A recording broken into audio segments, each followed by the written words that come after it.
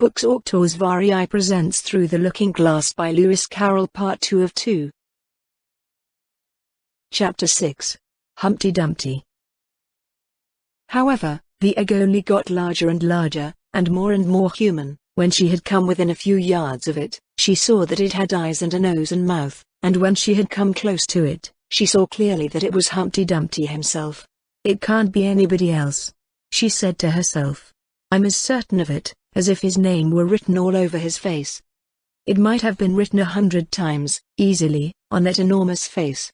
Humpty Dumpty was sitting with his legs crossed, like a Turk, on the top of a high wall, such a narrow one that Alice quite wondered how he could keep his balance, and, as his eyes were steadily fixed in the opposite direction, and he didn't take the least notice of her, she thought he must be a stuffed figure after all.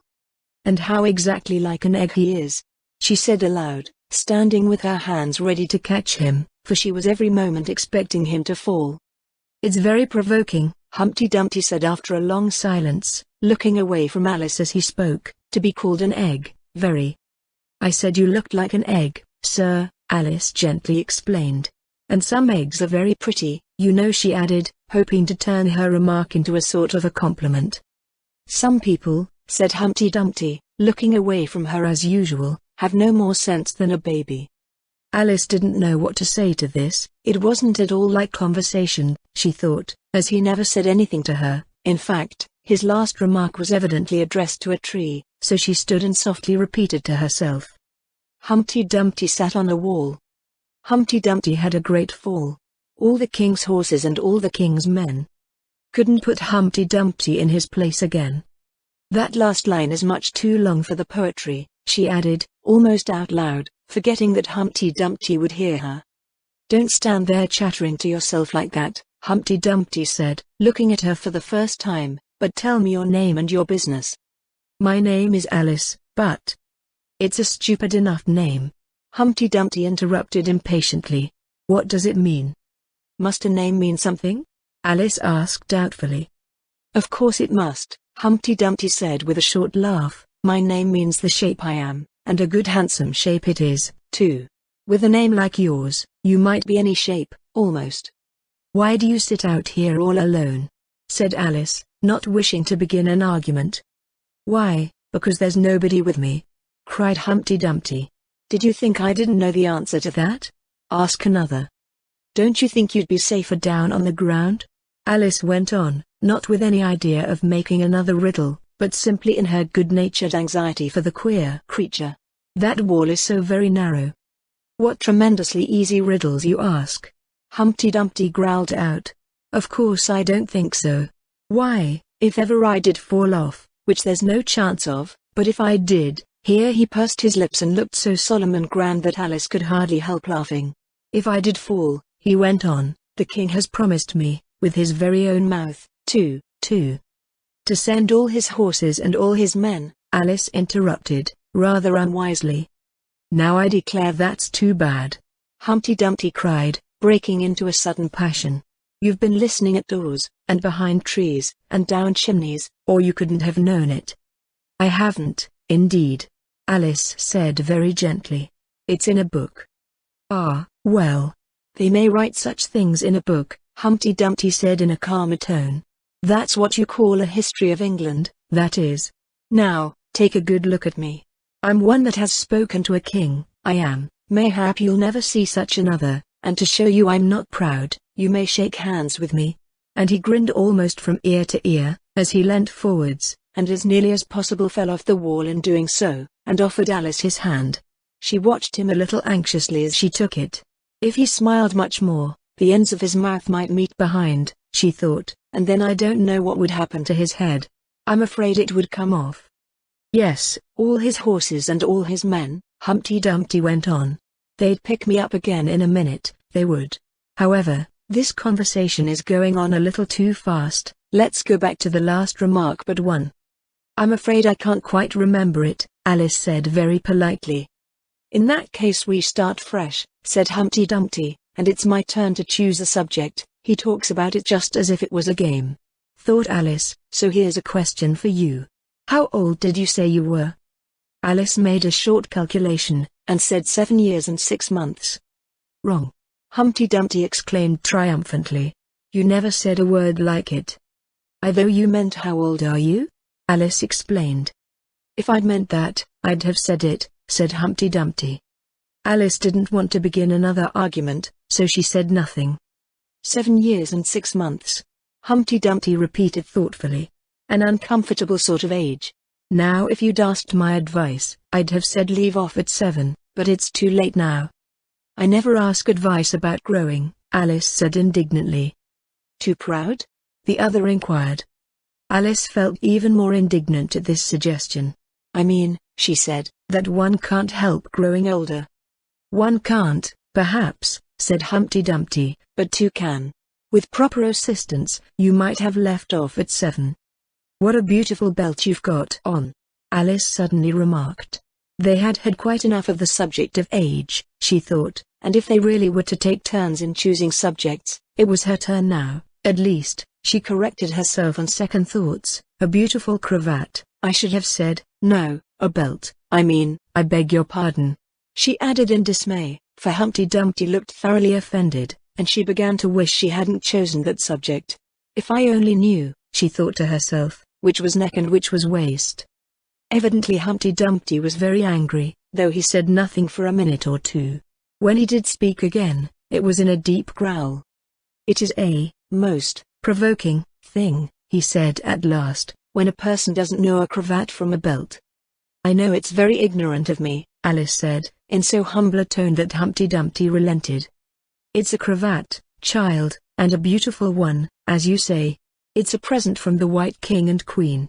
There now. Is it really?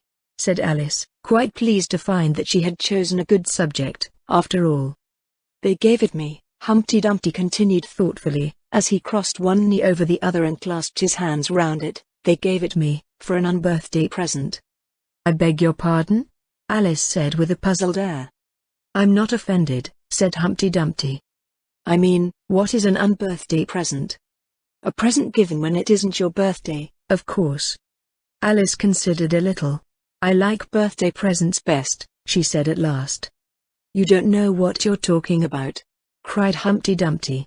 How many days are there in a year? 365, said Alice. And how many birthdays have you? 1. And if you take 1 from 365, what remains? 364, of course. Humpty Dumpty looked doubtful. I'd rather see that done on paper, he said. Alice couldn't help smiling as she took out her memorandum book, and worked the sum for him. 365. 1. Underscore. 364. Underscore. Humpty Dumpty took the book, and looked at it carefully. That seems to be done right, he began. You're holding it upside down, Alice interrupted. To be sure I was, Humpty Dumpty said gaily, as she turned it round for him. I thought it looked a little queer.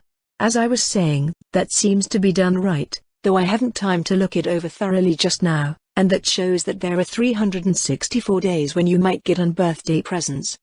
Certainly, said Alice. And only 1 for birthday presents, you know. There's glory for you. I don't know what you mean by glory, Alice said. Humpty Dumpty smiled contemptuously. Of course you don't, till I tell you. I meant there's a nice knockdown argument for you. But glory doesn't mean a nice knockdown argument, Alice objected. When I use a word, Humpty Dumpty said in rather a scornful tone, it means just what I choose it to mean, neither more nor less. The question is, said Alice, whether you can make words mean so many different things. The question is, said Humpty Dumpty, which is to be master, that's all. Alice was too much puzzled to say anything, so after a minute Humpty Dumpty began again. They've a temper, some of them, particularly verbs. They're the proudest adjectives you can do anything with, but not verbs. However, I can manage the whole lot of them. Impenetrability. That's what I say. Would you tell me, please, said Alice, what that means? Now you talk like a reasonable child, said Humpty Dumpty, looking very much pleased. I meant by impenetrability that we've had enough of that subject, and it would be just as well if you'd mention what you mean to do next, as I suppose you don't mean to stop here all the rest of your life. That's a great deal to make one word mean, Alice said in a thoughtful tone. When I make a word do a lot of work like that, said Humpty Dumpty, I always pay it extra. Oh, said Alice. She was too much puzzled to make any other remark. Ah, you should see 'em come round me of a Saturday night, Humpty Dumpty went on, wagging his head gravely from side to side, for to get their wages, you know. Alice didn't venture to ask what he paid them with, and so you see I can't tell you. You seem very clever at explaining words, sir, said Alice. Would you kindly tell me the meaning of the poem called Jabberwocky? Let's hear it, said Humpty Dumpty. I can explain all the poems that were ever invented, and a good many that haven't been invented just yet. This sounded very hopeful, so Alice repeated the first verse. 'Twas brillig, and the slithy toves did gyre and gimble in the wabe. All mimsy were the borogoves, and the mome raths outgrabe. That's enough to begin with, Humpty Dumpty interrupted, there are plenty of hard words there. Brillig means 4 o'clock in the afternoon, the time when you begin broiling things for dinner. That'll do very well, said Alice, and slithy? Well, slithy means live and slimy. Lithe is the same as active. You see it's like a portmanteau, there are 2 meanings packed up into one word. I see it now, Alice remarked thoughtfully, and what are toves? Well, toves are something like badgers, they're something like lizards, and they're something like corkscrews. They must be very curious-looking creatures. They are that, said Humpty Dumpty, also they make their nests under sundials, also they live on cheese. And what's the gyre and to gimble? To gyre is to go round and round like a gyroscope. To gimble is to make holes like a gimlet. And the wabe is the grass blot round a sundial, I suppose? Said Alice, surprised at her own ingenuity. Of course it is. It's called wabe, you know, because it goes a long way before it, and a long way behind it. And a long way beyond it on each side, Alice added. Exactly so. Well, then, mimsy is flimsy and miserable, there's another portmanteau for you. And a borogov is a thin shabby-looking bird with its feathers sticking out all round, something like a live mop. And then mome raths? Said Alice. I'm afraid I'm giving you a great deal of trouble. Well, a rath is a sort of green pig, but mome I'm not certain about. I think it's short for from home, meaning that they'd lost their way, you know. And what does outgrabe mean? Well, outgrabbing is something between bellowing and whistling, with a kind of sneeze in the middle. However, you'll hear it done, maybe, down in the wood yonder, and when you've once heard it you'll be quite content. Who's been repeating all that hard stuff to you? I read it in a book, said Alice. But I had some poetry repeated to me, much easier than that, by Tweedledee, I think it was. As to poetry, you know, said Humpty Dumpty, stretching out one of his great hands, I can repeat poetry as well as other folk, if it comes to that. Oh, it needn't come to that, Alice hastily said, hoping to keep him from beginning. The piece I'm going to repeat, he went on without noticing her remark, was written entirely for your amusement. Alice felt that in that case she really ought to listen to it, so she sat down, and said thank you rather sadly. In winter, when the fields are white, I sing this song for your delight. Only I don't sing it, he added, as an explanation. I see you don't, said Alice. If you can see whether I'm singing or not, you've sharper eyes than most, Humpty Dumpty remarked severely. Alice was silent. In spring, when woods are getting green. I'll try and tell you what I mean. Thank you very much, said Alice. In summer, when the days are long. Perhaps you'll understand the song. In autumn, when the leaves are brown. Take pen and ink, and write it down. I will, if I can remember it so long, said Alice. You needn't go on making remarks like that, Humpty Dumpty said, they're not sensible, and they put me out. I sent a message to the fish. I told them this is what I wish. The little fishes of the sea. They sent an answer back to me. The little fish's answer was, we cannot do it, sir, because. I'm afraid I don't quite understand, said Alice. It gets easier further on, Humpty Dumpty replied. I sent to them again to say it will be better to obey. The fishes answered with a grin, why, what a temper you are in. I told them once, I told them twice, they would not listen to advice. I took a kettle large and new, fit for the deed I had to do. My heart went hop, my heart went thump, I filled the kettle at the pump. Then someone came to me and said, "The little fishes are in bed." I said to him, I said it plain, "Then you must wake them up again." I said it very loud and clear, I went and shouted in his ear. Humpty Dumpty raised his voice almost to a scream as he repeated this verse, and Alice thought with a shudder, I wouldn't have been the messenger for anything. But he was very stiff and proud. He said, "You needn't shout so loud." And he was very proud and stiff. He said I'd go and wake them, if I took a corkscrew from the shelf. I went to wake them up myself. And when I found the door was locked, I pulled and pushed and kicked and knocked. And when I found the door was shut, I tried to turn the handle, but there was a long pause. "Is that all?" Alice timidly asked. "That's all," said Humpty Dumpty. "Goodbye." This was rather sudden, Alice thought, but, after such a very strong hint that she ought to be going, she felt that it would hardly be civil to stay. So she got up, and held out her hand. "Goodbye, till we meet again," she said as cheerfully as she could. "I shouldn't know you again if we did meet," Humpty Dumpty replied in a discontented tone, giving her one of his fingers to shake. "You're so exactly like other people." "The face is what one goes by, generally," Alice remarked in a thoughtful tone. "That's just what I complain of," said Humpty Dumpty. "Your face is the same as everybody has, the two eyes, so, marking their places in the air with this thumb, nose in the middle, mouth under. It's always the same. Now if you had the two eyes on the same side of the nose, for instance, or the mouth at the top, that would be some help." "It wouldn't look nice," Alice objected.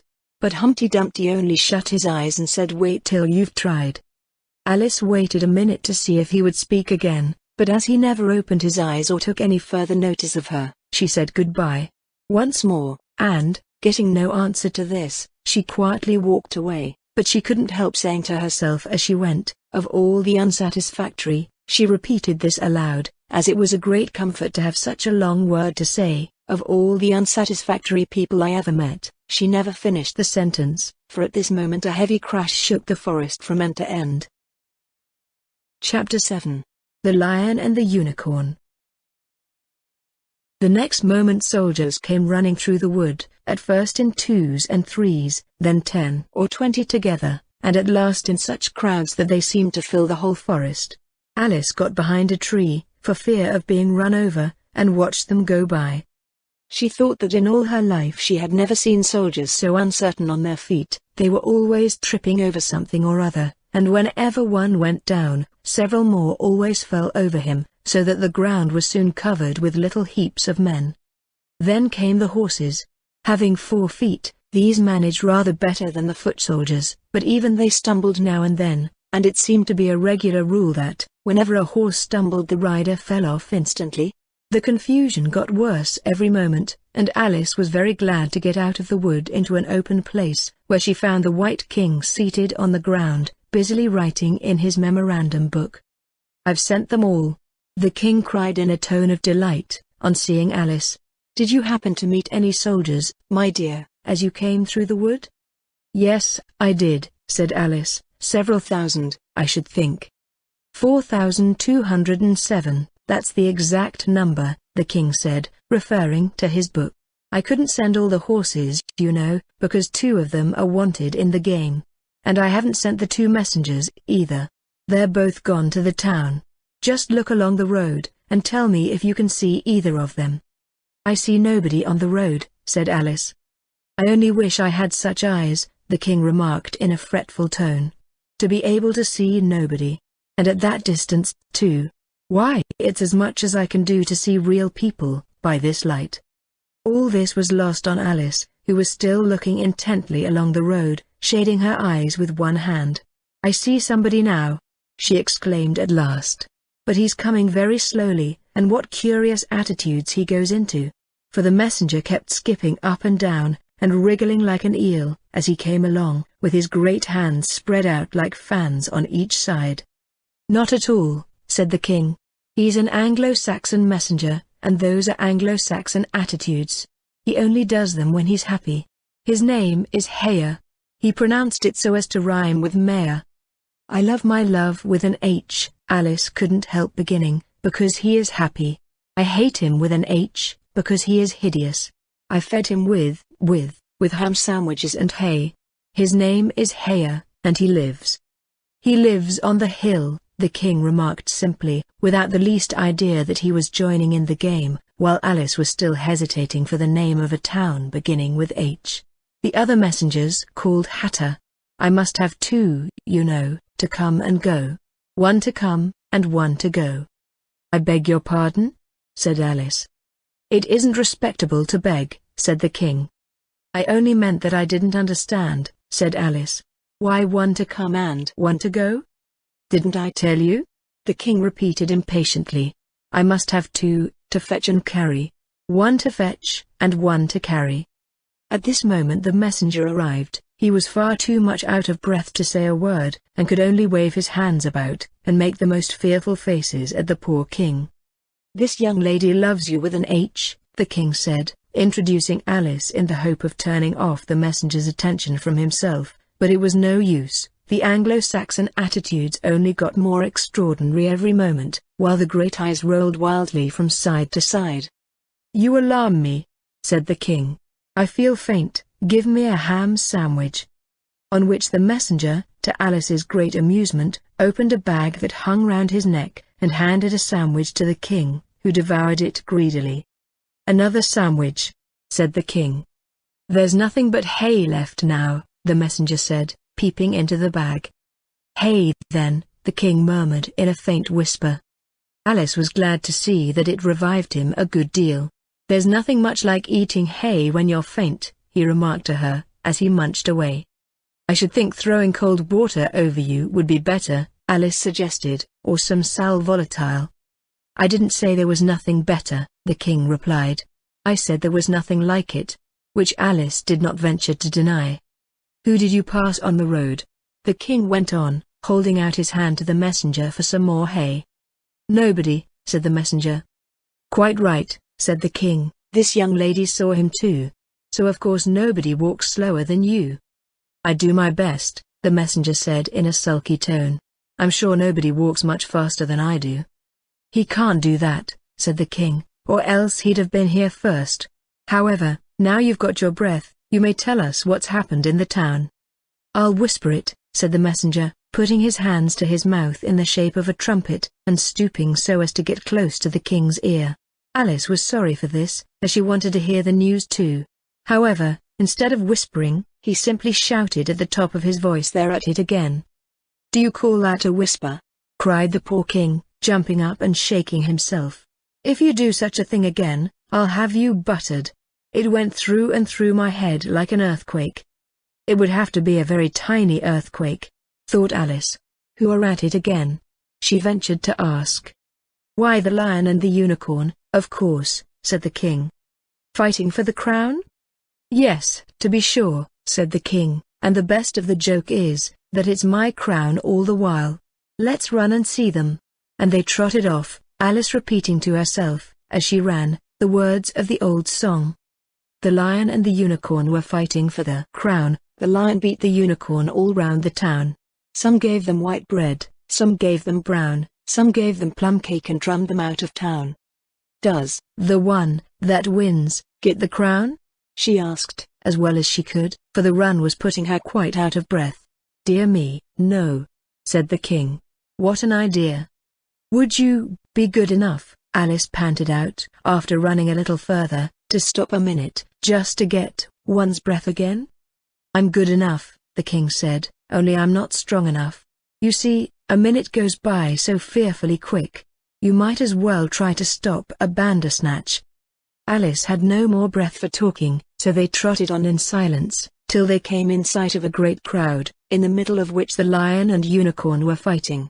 They were in such a cloud of dust, that at first Alice could not make out which was which, but she soon managed to distinguish the unicorn by his horn. They placed themselves close to where Hatter, the other messenger, was standing watching the fight, with a cup of tea in one hand and a piece of bread and butter in the other. He's only just out of prison, and he hadn't finished his tea when he was sent in. Haya whispered to Alice, and they only give them oyster shells in there, so you see he's very hungry and thirsty. How are you, dear child? He went on, putting his arm affectionately round Hatter's neck. Hatter looked round and nodded, and went on with his bread and butter. Were you happy in prison, dear child? Said Haya. Hatter looked round once more, and this time a tear or two trickled down his cheek, but not a word would he say. Speak, can't you? Haya cried impatiently. But Hatter only munched away, and drank some more tea. Speak, won't you? Cried the king. How are they getting on with the fight? Hatter made a desperate effort, and swallowed a large piece of bread and butter.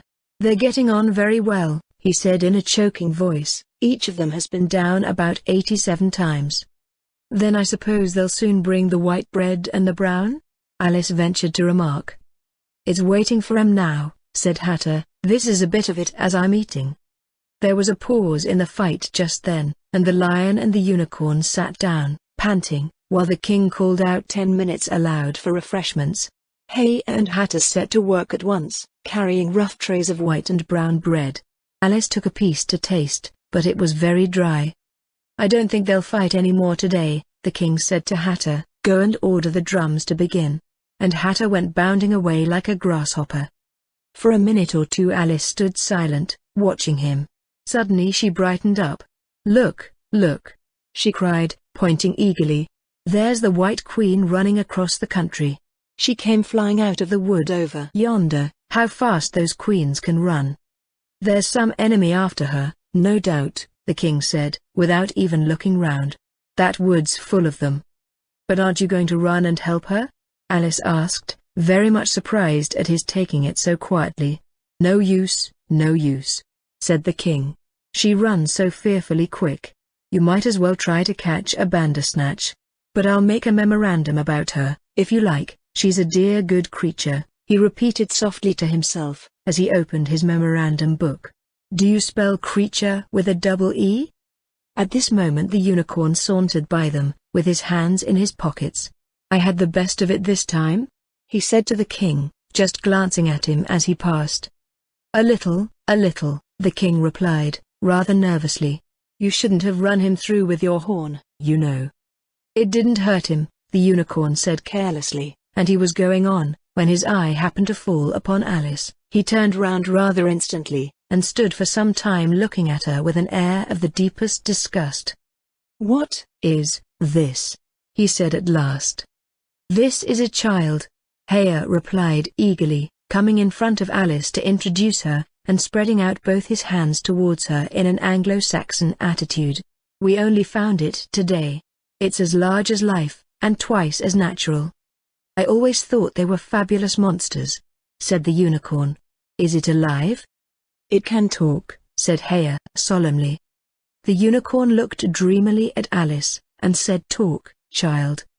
Alice could not help her lips curling up into a smile as she began. Do you know, I always thought unicorns were fabulous monsters, too. I never saw one alive before.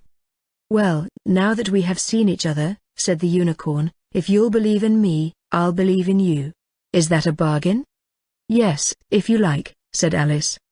Come, fetch out the plum cake, old man. The unicorn went on, turning from her to the king. None of your brown bread for me. Certainly, the king muttered, and beckoned to Haya. Open the bag, he whispered. Quick. Not that one, that's full of hay. Haya took a large cake out of the bag, and gave it to Alice to hold, while he got out a dish and carving knife. How they all came out of it Alice couldn't guess. It was just like a conjuring trick, she thought. The lion had joined them while this was going on. He looked very tired and sleepy, and his eyes were half shut. What's this? He said, blinking lazily at Alice, and speaking in a deep hollow tone that sounded like the tolling of a great bell. Ah, what is it, now? The unicorn cried eagerly. You'll never guess. I couldn't. The lion looked at Alice wearily. Are you animal, vegetable, or mineral? He said, yawning at every other word. It's a fabulous monster, the unicorn cried out, before Alice could reply. Then hand round the plum cake, monster, the lion said, lying down and putting his chin on his paws. "And sit down, both of you," to the king and the unicorn. "Fair play with the cake, you know." The king was evidently very uncomfortable at having to sit down between the two great creatures, but there was no other place for him. "What a fight we might have for the crown, now," the unicorn said, looking slyly up at the crown, which the poor king was nearly shaking off his head, he trembled so much. "I should win easy," said the lion. "I'm not so sure of that," said the unicorn. "Why, I beat you all round the town, you chicken," the lion replied angrily, half getting up as he spoke. Here the king interrupted, to prevent the quarrel going on. He was very nervous, and his voice quite quivered. "All round the town?" he said. "That's a good long way. Did you go by the old bridge, or the marketplace? You get the best view by the old bridge." "I'm sure I don't know," the lion growled out as he lay down again. "There was too much dust to see anything. What a time the monster is, cutting up that cake." Alice had seated herself on the bank of a little brook, with the great dish on her knees, and was sawing away diligently with the knife. "It's very provoking," she said, in reply to the lion. She was getting quite used to being called the monster. "I've cut several slices already, but they always join on again." "You don't know how to manage looking-glass cakes," the unicorn remarked. "Hand it round first, and cut it afterwards." This sounded nonsense, but Alice very obediently got up, and carried the dish round, and the cake divided itself into 3 pieces as she did so. "Now cut it up," said the lion, as she returned to her place with the empty dish. "I say, this isn't fair," cried the unicorn, as Alice sat with the knife in her hand, very much puzzled how to begin. "The monster has given the lion twice as much as me." "She's kept none for herself, anyhow," said the lion. "Do you like plum cake, monster?" But before Alice could answer him, the drums began. Where the noise came from, she couldn't make out. The air seemed full of it, and it rang through and through her head till she felt quite deafened. She started to her feet and sprang across the little brook in her terror, and had just time to see the lion and the unicorn rise to their feet, with angry looks at being interrupted in their feast, before she dropped to her knees, and put her hands over her ears, vainly trying to shut out the dreadful uproar. "If that doesn't drum them out of town," she thought to herself, "nothing ever will." Chapter 8. It's My Own Invention. After a while the noise seemed gradually to die away, till all was dead silence, and Alice lifted up her head in some alarm. There was no one to be seen, and her first thought was that she must have been dreaming about the lion and the unicorn and those queer Anglo-Saxon messengers. However, there was the great dish still lying at her feet, on which she had tried to cut the plum cake, so I wasn't dreaming, after all, she said to herself, unless we're all part of the same dream. Only I do hope it's my dream, and not the Red King's. I don't like belonging to another person's dream, she went on in a rather complaining tone. I've a great mind to go and wake him, and see what happens. At this moment her thoughts were interrupted by a loud shouting of "Ahoy! Ahoy! Check!" And a knight dressed in crimson armor came galloping down upon her, brandishing a great club. Just as he reached her, the horse stopped suddenly. "You're my prisoner," the knight cried, as he tumbled off his horse. Startled as she was, Alice was more frightened for him than for herself at the moment, and watched him with some anxiety as he mounted again. As soon as he was comfortably in the saddle, he began once more, "You're my," but here another voice broke in, "Ahoy! Ahoy! Check!" And Alice looked round in some surprise for the new enemy. This time it was a white knight. He drew up at Alice's side, and tumbled off his horse just as the Red Knight had done. Then he got on again, and the two knights sat and looked at each other for some time without speaking. Alice looked from one to the other in some bewilderment. "She's my prisoner, you know," the Red Knight said at last. "Yes, but then I came and rescued her," the White Knight replied. "Well, we must fight for her, then," said the Red Knight, as he took up his helmet, which hung from the saddle, and was something the shape of a horse's head, and put it on. "You will observe the rules of battle, of course?" the White Knight remarked, putting on his helmet too. "I always do," said the Red Knight, and they began banging away at each other with such fury that Alice got behind a tree to be out of the way of the blows. "I wonder, now, what the rules of battle are," she said to herself, as she watched the fight, timidly peeping out from her hiding place. One rule seems to be, that if one knight hits the other, he knocks him off his horse, and if he misses, he tumbles off himself, and another rule seems to be that they hold their clubs with their arms, as if they were Punch and Judy. What a noise they make when they tumble. Just like a whole set of fire irons falling into the fender. And how quiet the horses are. They let them get on and off them just as if they were tables.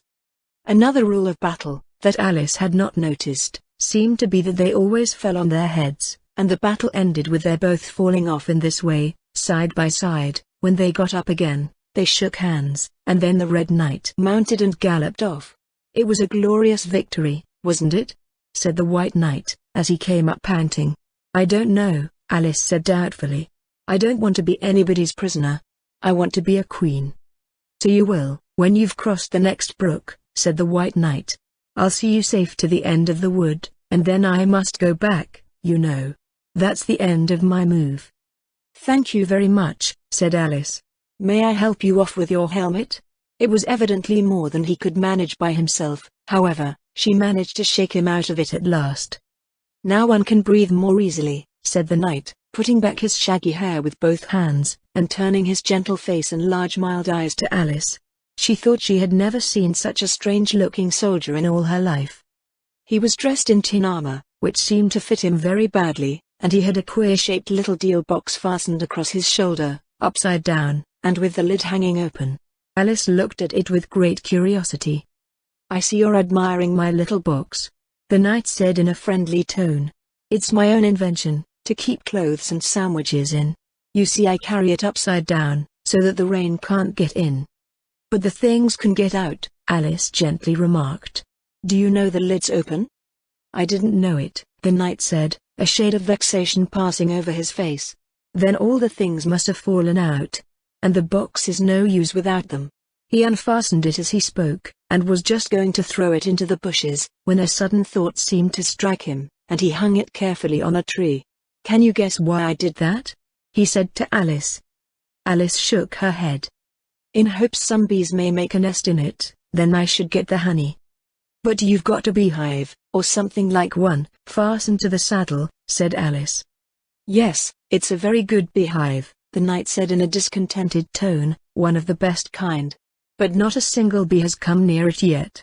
And the other thing is a mouse trap.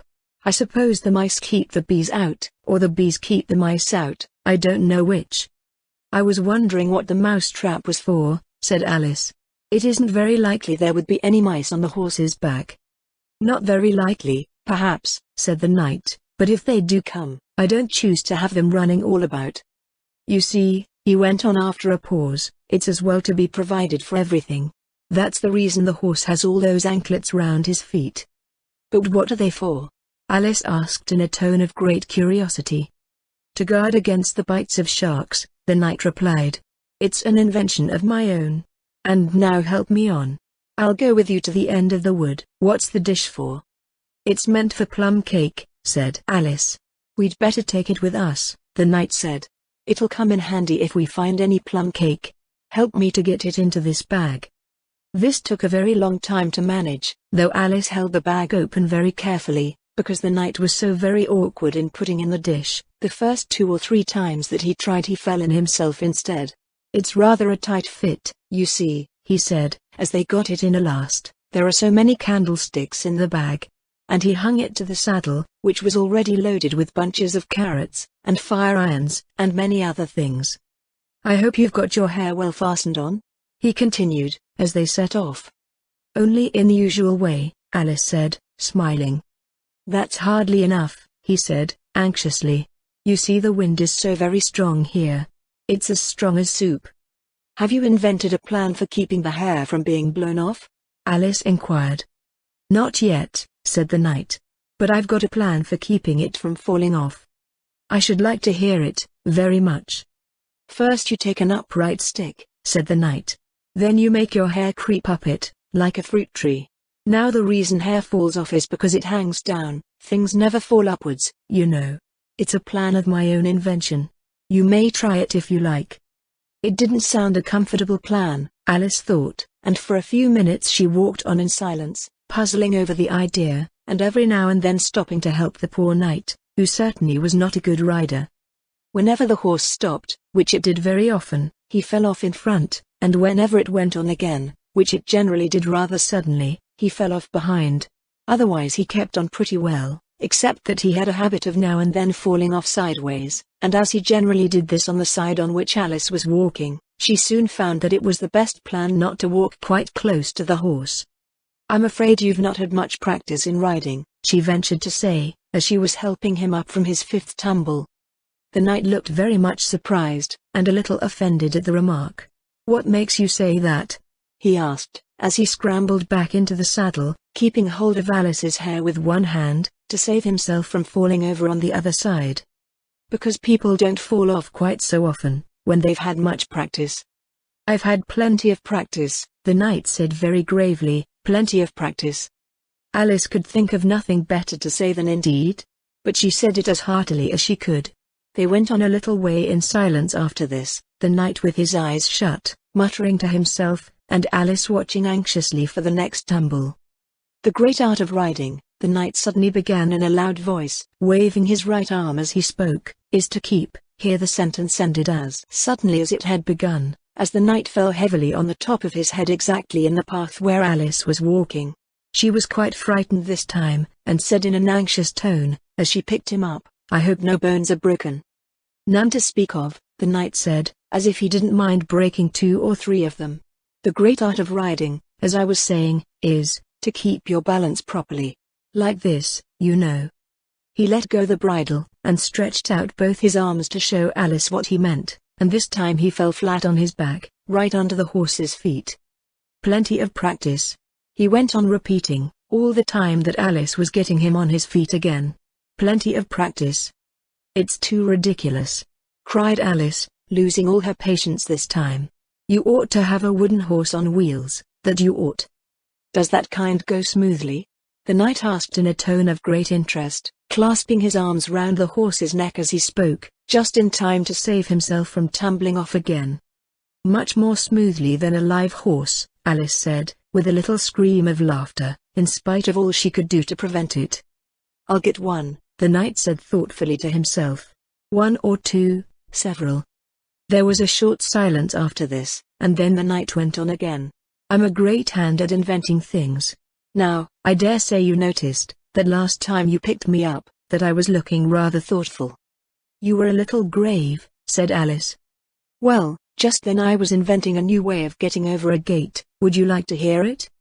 "Very much indeed," Alice said politely. "I'll tell you how I came to think of it," said the knight. "You see, I said to myself, the only difficulty is with the feet. The head is high enough already. Now, first I put my head on the top of the gate, then I stand on my head, then the feet are high enough, you see, then I'm over, you see." "Yes, I suppose you'd be over when that was done," Alice said thoughtfully, "but don't you think it would be rather hard?" "I haven't tried it yet," the knight said, gravely, "so I can't tell for certain, but I'm afraid it would be a little hard." He looked so vexed at the idea, that Alice changed the subject hastily. "What a curious helmet you've got," she said cheerfully. "Is that your invention too?" The knight looked down proudly at his helmet, which hung from the saddle. "Yes," he said, "but I've invented a better one than that, like a sugar loaf. When I used to wear it, if I fell off the horse, it always touched the ground directly. So I had a very little way to fall, you see, but there was the danger of falling into it, to be sure.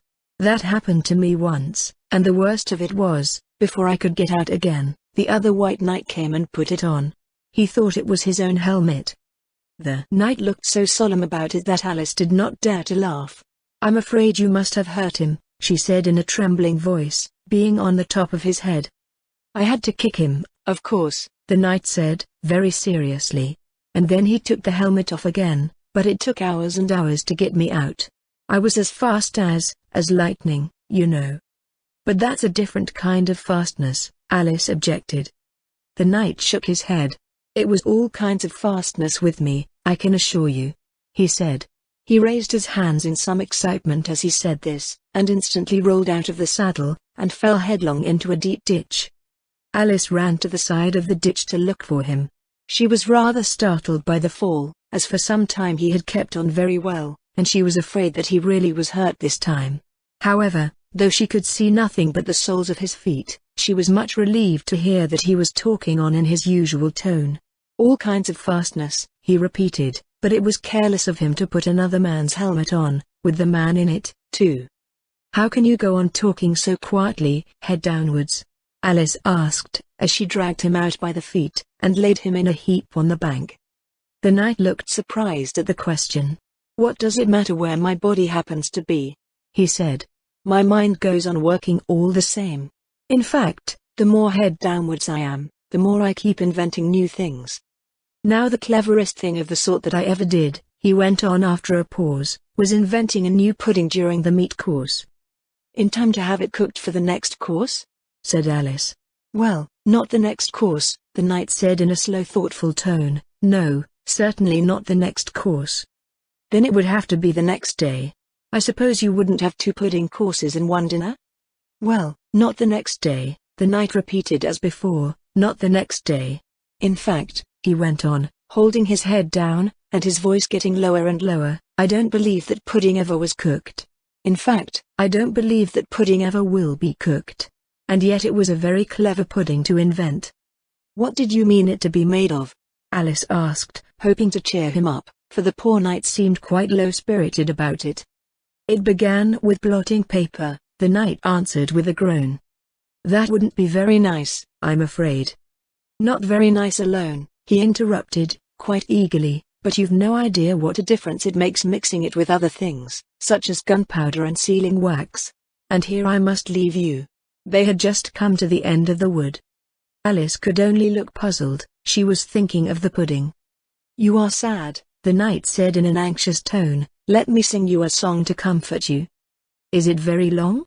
Alice asked, for she had heard a good deal of poetry that day. "It's long," said the knight, "but very, very beautiful. Everybody that hears me sing it, either it brings the tears into their eyes, or else—" "Or else what?" said Alice, for the knight had made a sudden pause. "Or else it doesn't, you know. The name of the song is called Haddock's Eyes." "Oh, that's the name of the song, is it?" Alice said, trying to feel interested. "No, you don't understand," the knight said, looking a little vexed. "That's what the name is called. The name really is the Aged Man." "Then I ought to have said that's what the song is called?" Alice corrected herself. "No, you oughtn't, that's quite another thing. The song is called Ways and Means, but that's only what it's called, you know." "Well, what is the song, then?" said Alice, who was by this time completely bewildered. "I was coming to that," the knight said. "The song really is a sitting on a gate, and the tune's my own invention."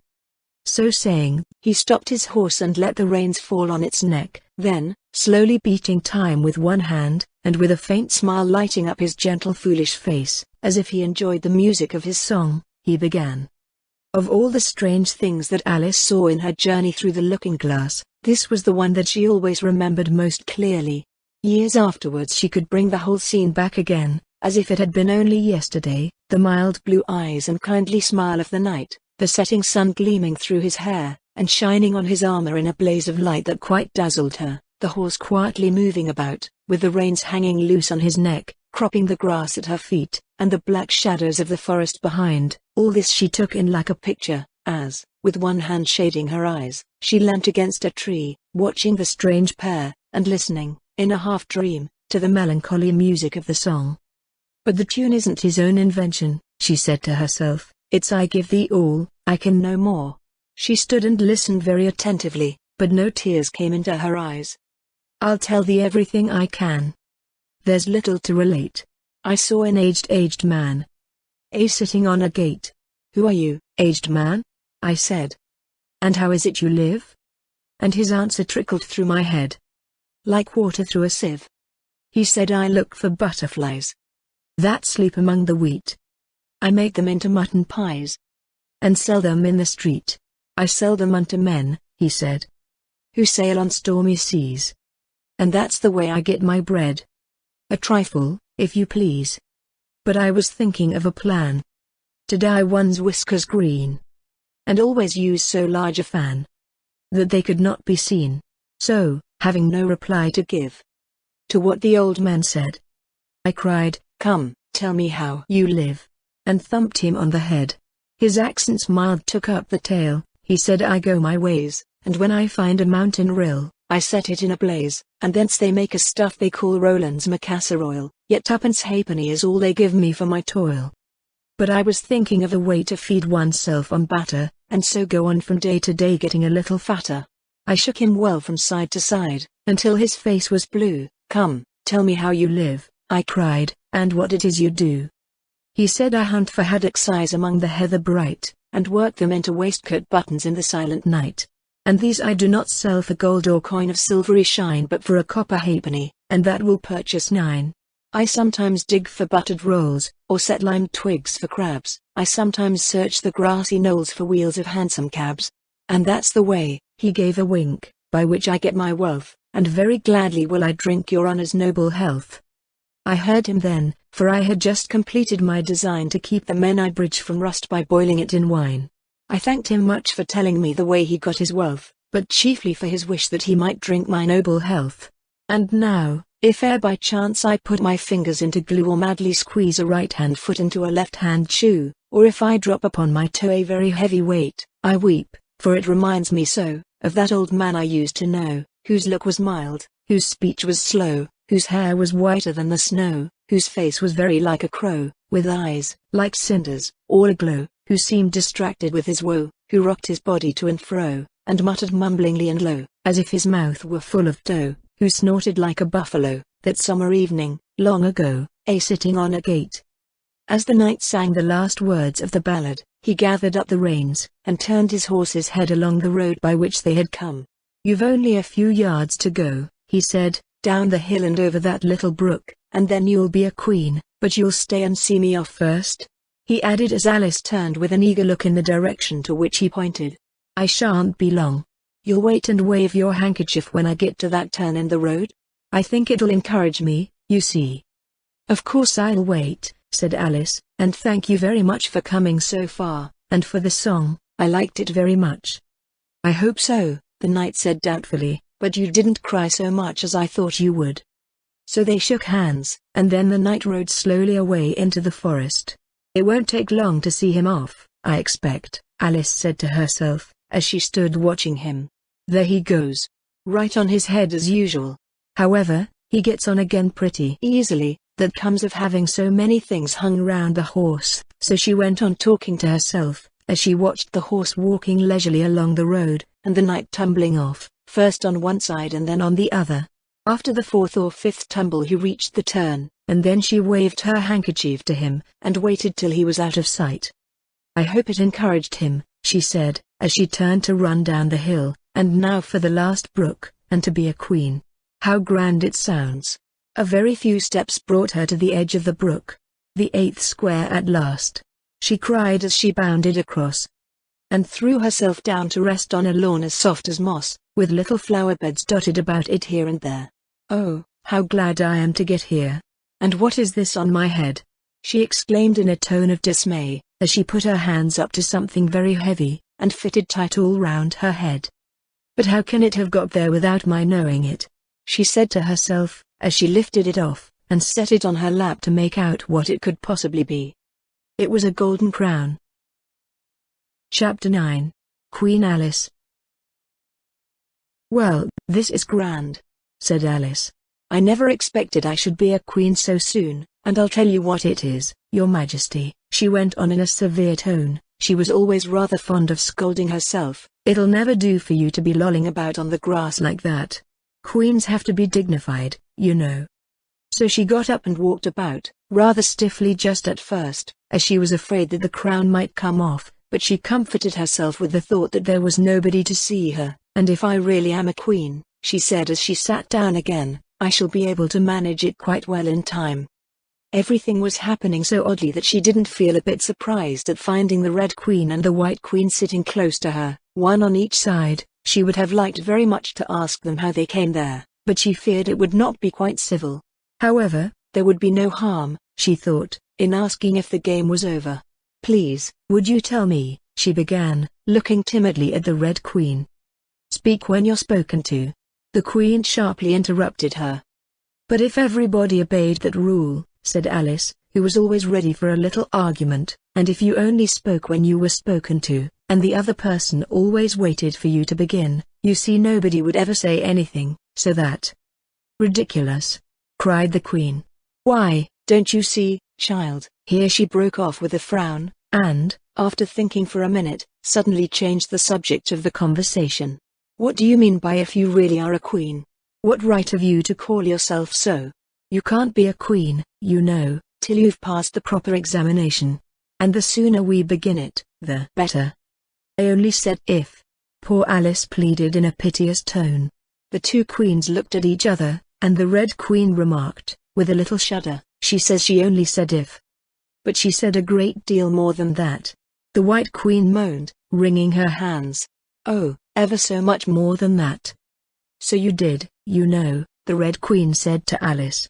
"Always speak the truth, think before you speak, and write it down afterwards." "I'm sure I didn't mean," Alice was beginning, but the Red Queen interrupted her impatiently. "That's just what I complain of. You should have meant. What do you suppose is the use of child without any meaning? Even a joke should have some meaning, and a child's more important than a joke, I hope. You couldn't deny that, even if you tried with both hands." "I don't deny things with my hands," Alice objected. "Nobody said you did," said the Red Queen. "I said you couldn't if you tried." "She's in that state of mind," said the White Queen, "that she wants to deny something, only she doesn't know what to deny." "A nasty, vicious temper," the Red Queen remarked, and then there was an uncomfortable silence for a minute or two.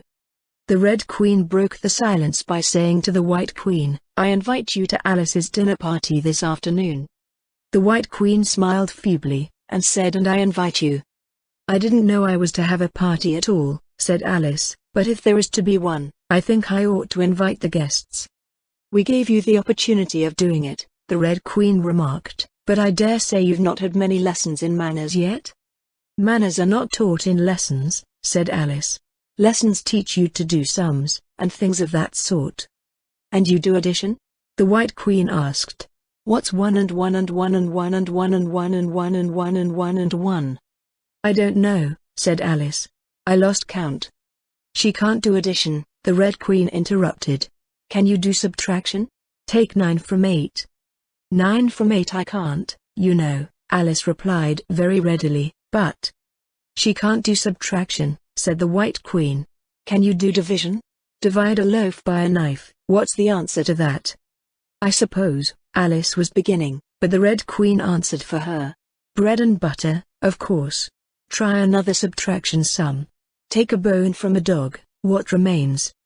Alice considered. "The bone wouldn't remain, of course, if I took it, and the dog wouldn't remain, it would come to bite me, and I'm sure I shouldn't remain." "Then you think nothing would remain?" said the Red Queen. "I think that's the answer." "Wrong, as usual," said the Red Queen. "The dog's temper would remain." "But I don't see how." "Why, look here," the Red Queen cried. "The dog would lose its temper, wouldn't it?" "Perhaps it would," Alice replied cautiously. "Then if the dog went away, its temper would remain," the Queen exclaimed triumphantly. Alice said, as gravely as she could, "They might go different ways." But she couldn't help thinking to herself, "What dreadful nonsense we are talking." "She can't do sums a bit," the Queen said together, with great emphasis. "Can you do sums?"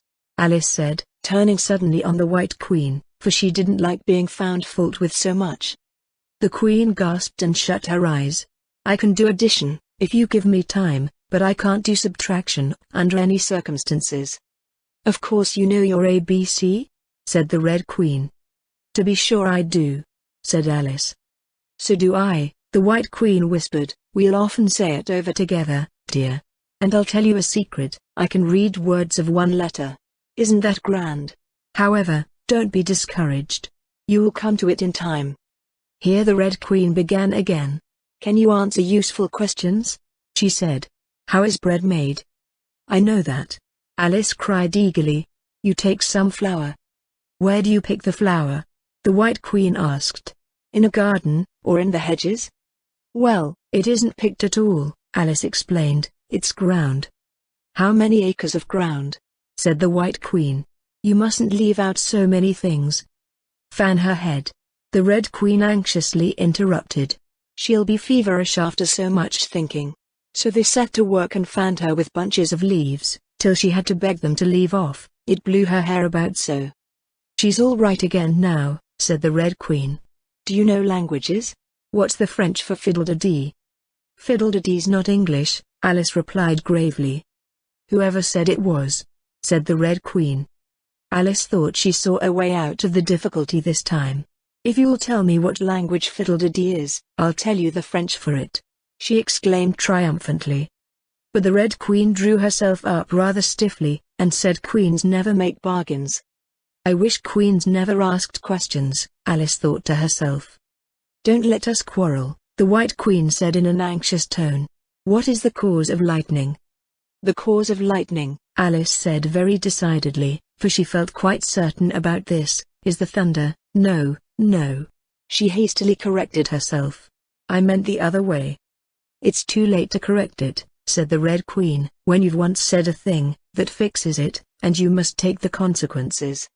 Which reminds me, the White Queen said, looking down and nervously clasping and unclasping her hands, we had such a thunderstorm last Tuesday, I mean one of the last set of Tuesdays, you know.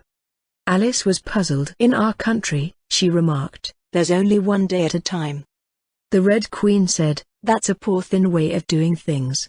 Now here, we mostly have days and nights 2 or 3 at a time, and sometimes in the winter we take as many as 5 nights together, for warmth, you know.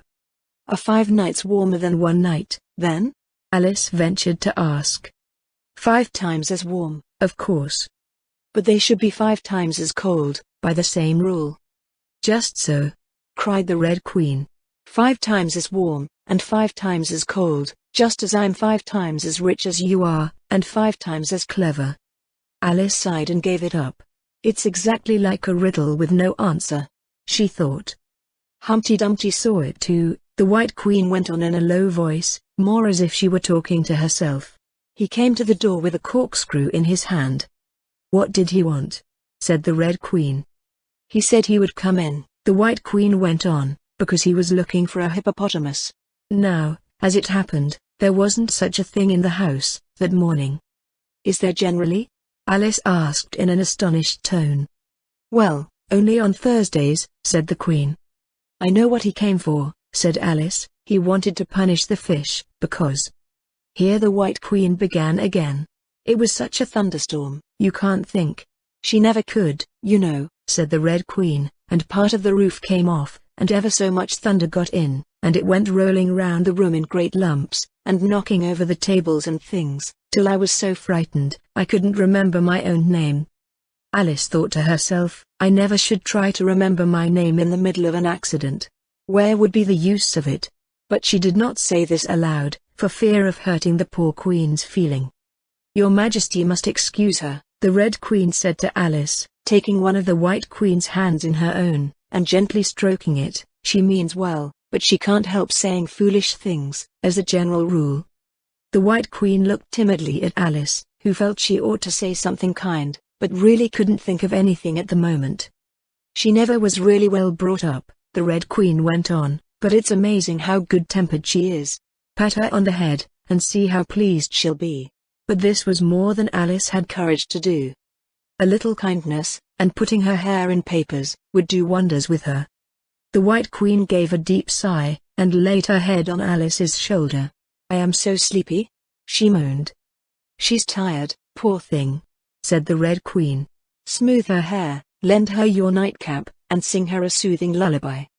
I haven't got a nightcap with me, said Alice, as she tried to obey the first direction, and I don't know any soothing lullabies. I must do it myself, then, said the Red Queen, and she began.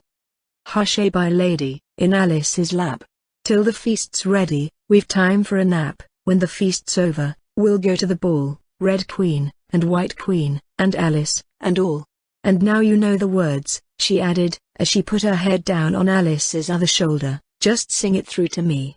I'm getting sleepy, too. In another moment both queens were fast asleep, and snoring loud. What am I to do?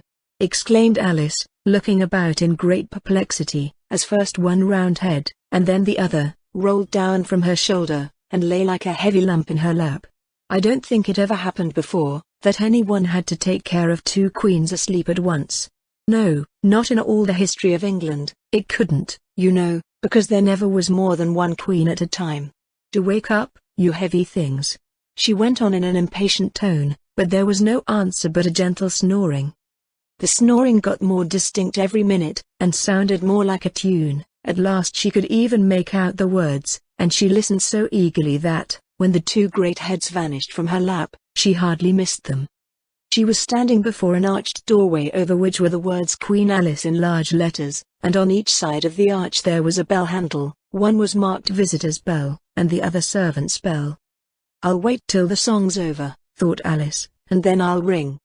Which bell must I ring?" She went on, very much puzzled by the names.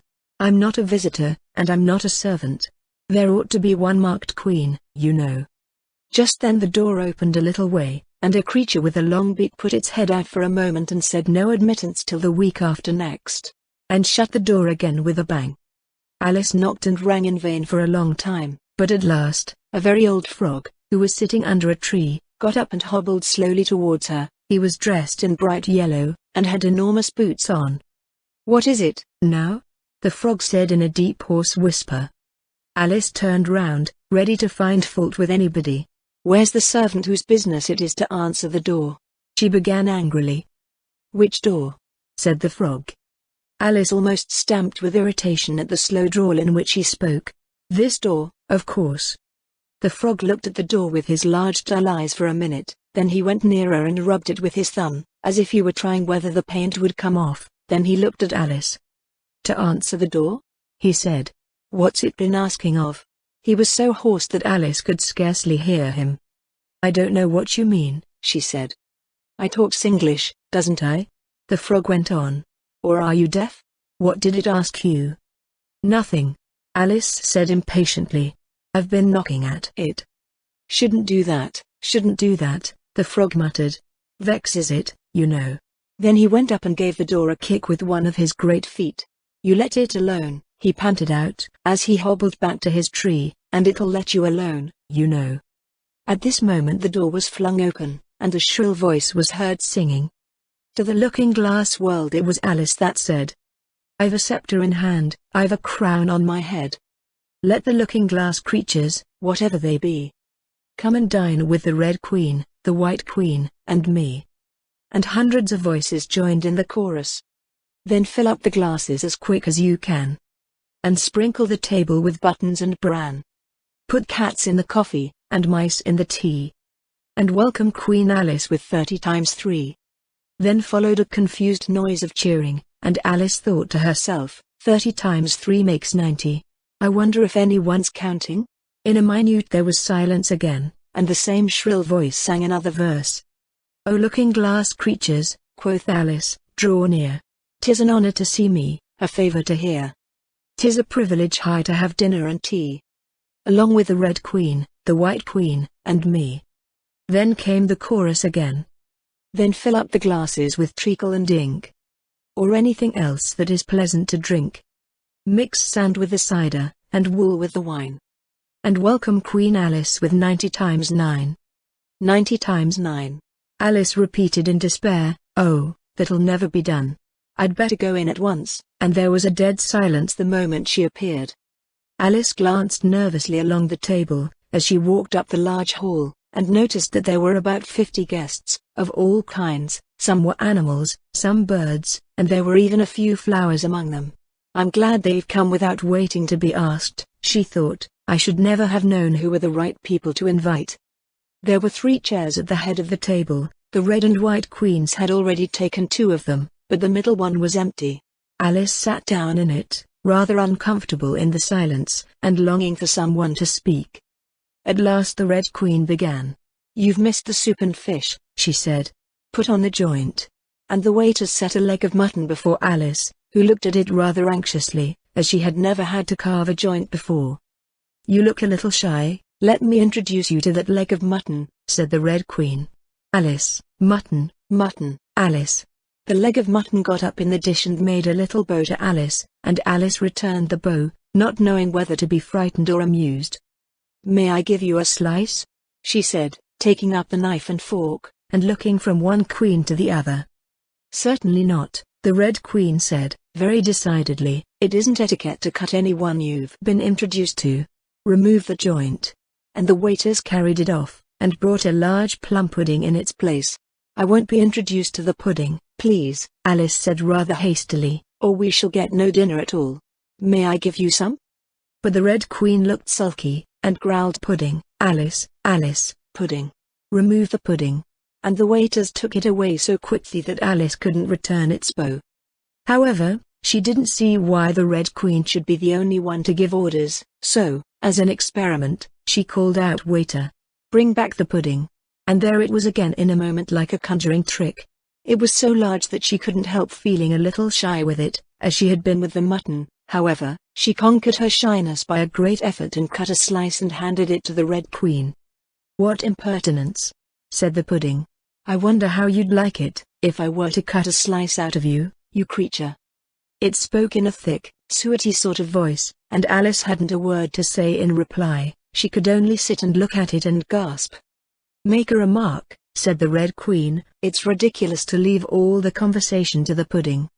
"Do you know, I've had such a quantity of poetry repeated to me today," Alice began, a little frightened at finding that, the moment she opened her lips, there was dead silence, and all eyes were fixed upon her. "And it's a very curious thing, I think. Every poem was about fishes in some way. Do you know why they're so fond of fishes, all about here?" She spoke to the Red Queen, whose answer was a little wide of the mark. "As to fishes," she said, very slowly and solemnly, putting her mouth close to Alice's ear, "Her White Majesty knows a lovely riddle, all in poetry, all about fishes. Shall she repeat it?" "Her Red Majesty's very kind to mention it," the White Queen murmured into Alice's other ear, in a voice like the cooing of a pigeon. "It would be such a treat. May I?" "Please do," Alice said very politely. The White Queen laughed with delight, and stroked Alice's cheek. Then she began. "First, the fish must be caught. That is easy. A baby, I think, could have caught it. Next, the fish must be bought. That is easy. A penny, I think, would have bought it. Now cook me the fish. That is easy, and will not take more than a minute. Let it lie in a dish. That is easy, because it already is in it. Bring it here. Let me sup. It is easy to set such a dish on the table. Take the dish cover up. Ah, that is so hard that I fear I'm unable. For it holds it like glue. Holds the lid to the dish, while it lies in the middle. Which is easiest to do? Undish cover the fish, or dish cover the riddle? Take a minute to think about it, and then guess," said the Red Queen.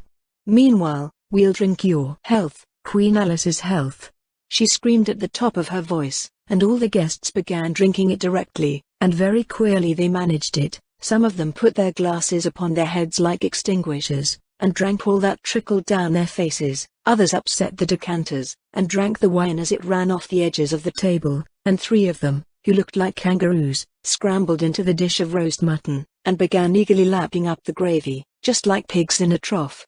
Thought Alice. "You ought to return thanks in a neat speech," the Red Queen said, frowning at Alice as she spoke.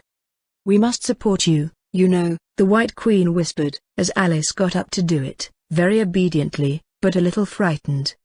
"Thank you very much," she whispered in reply, "but I can do quite well without."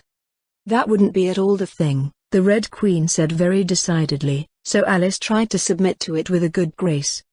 "And they did push so," she said afterwards, when she was telling her sister the history of the feast. "You would have thought they wanted to squeeze me flat."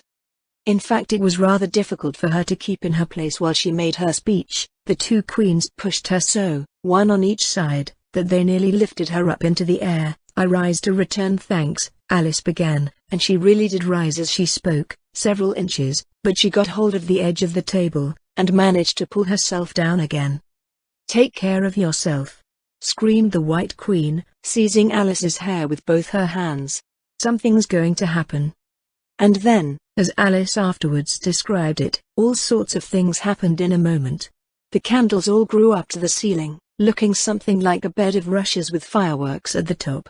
As to the bottles, they each took a pair of plates, which they hastily fitted on as wings, and so, with forks for legs, went fluttering about in all directions, and very like birds they look, Alice thought to herself, as well as she could in the dreadful confusion that was beginning. At this moment she heard a horse laugh at her side, and turned to see what was the matter with the White Queen, but, instead of the Queen, there was the leg of mutton sitting in the chair. "Here I am!" cried a voice from the soup tureen, and Alice turned again, just in time to see the Queen's broad good-natured face grinning at her for a moment over the edge of the tureen, before she disappeared into the soup. There was not a moment to be lost. Already several of the guests were lying down in the dishes, and the soup ladle was walking up the table towards Alice's chair, and beckoning to her impatiently to get out of its way. "I can't stand this any longer," she cried as she jumped up and seized the tablecloth with both hands. One good pull, and plates, dishes, guests, and candles came crashing down together in a heap on the floor.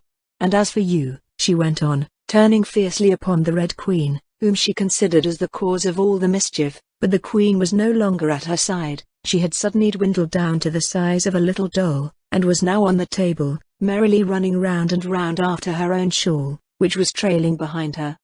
At any other time, Alice would have felt surprised at this, but she was far too much excited to be surprised at anything now.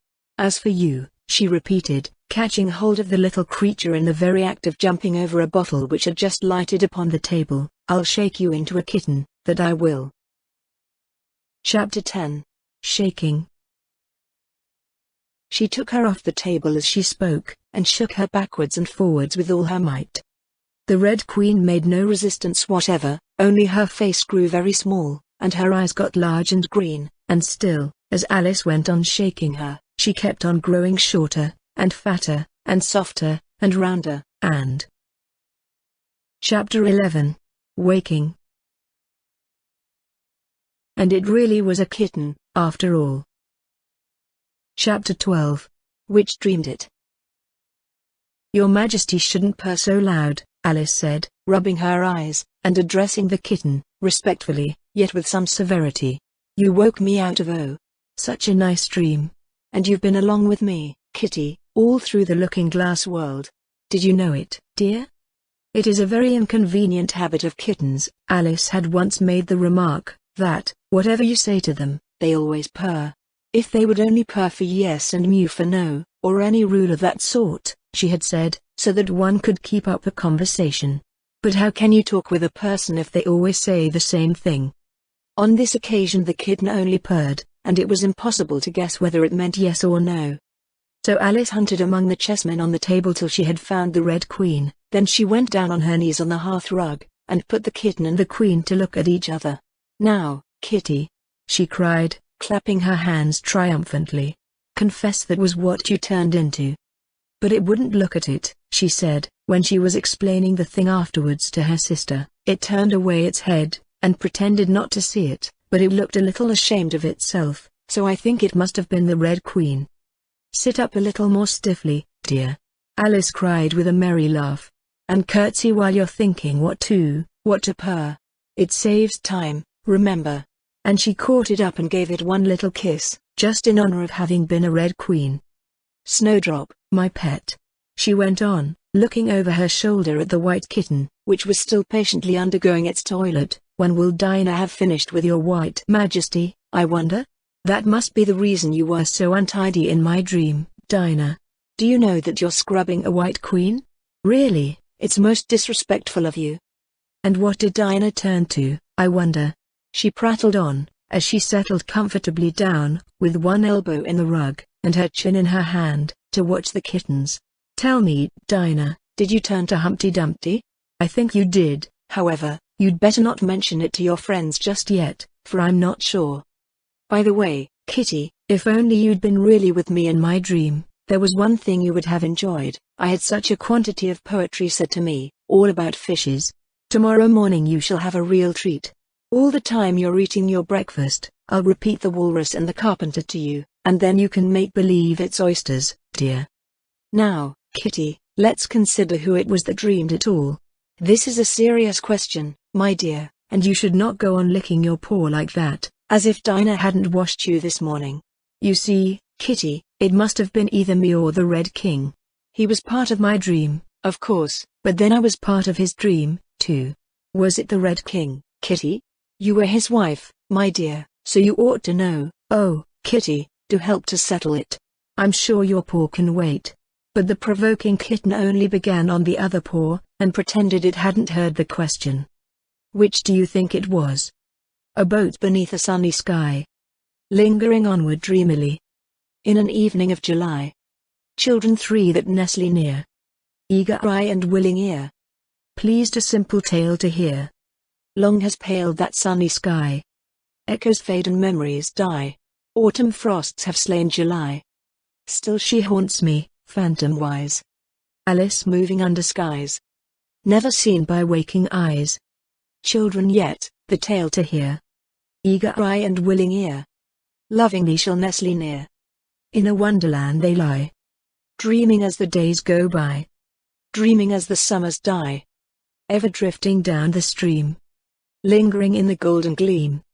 Life, what is it but a dream? The end. If you enjoyed this audiobook, please consider liking and subscribing.